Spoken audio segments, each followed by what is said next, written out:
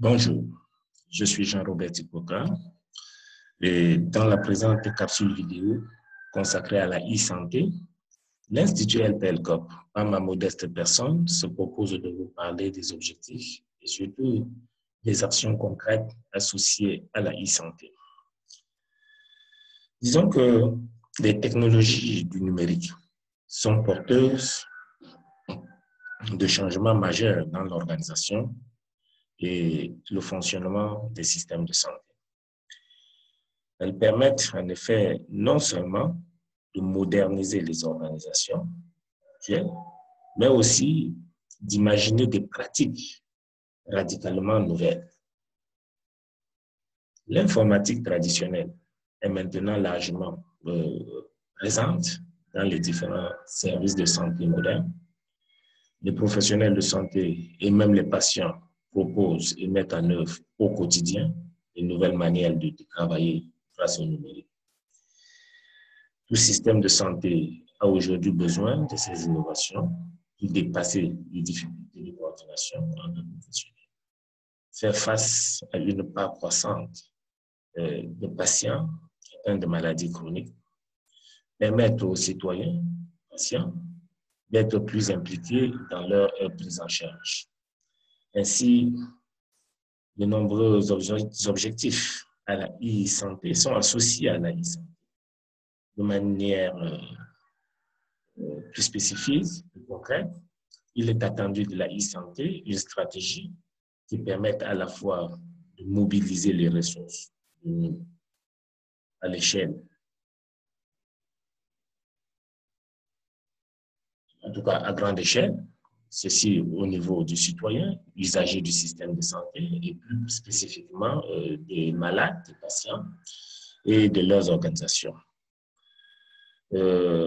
Comme deuxième objectif attendu de la e-santé, ça c'est au niveau, n'est-ce pas, qui mobilise donc également des ressources, aide à mobiliser des ressources numériques au service des professionnels de la santé, mais aussi au service des acteurs économiques de la santé et du numérique, et enfin au service de l'organisation et du pilotage de tout système de santé.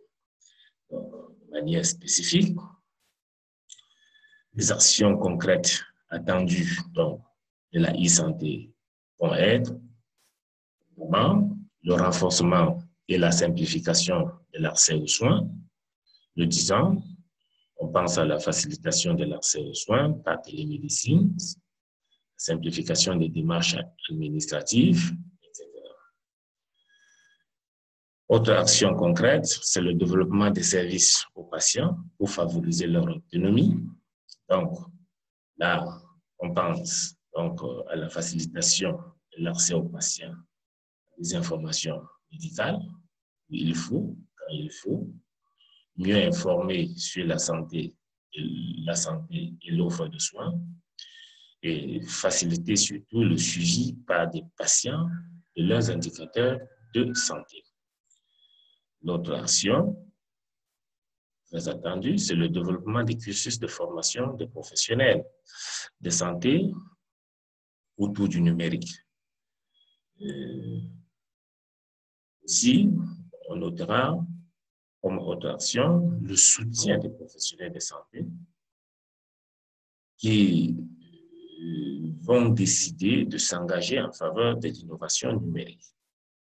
Donc, on peut aussi penser à la clarification des voies d'accès au marché des solutions e-santé. Enfin, comme dernière action, attendue de la e-santé, c'est que cet outil puisse aider à assurer donc la sécurité des systèmes d'information dans le domaine de la santé. Voilà quelques mots, ce que nous pouvons dire en ce qui concerne donc les objectifs, quelques actions, exemples d'actions, comme l'on peut associer à la e-santé.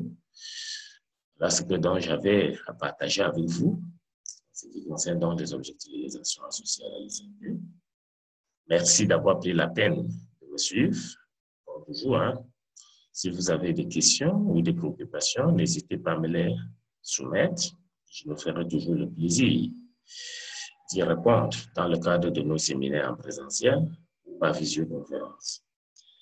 En vous remerciant votre aimable attention, je vous invite à liker, partager cette vidéo si elle vous a plu et surtout à vous abonner à ma chaîne pour bénéficier des autres formations au cours de la e-santé et même au-delà.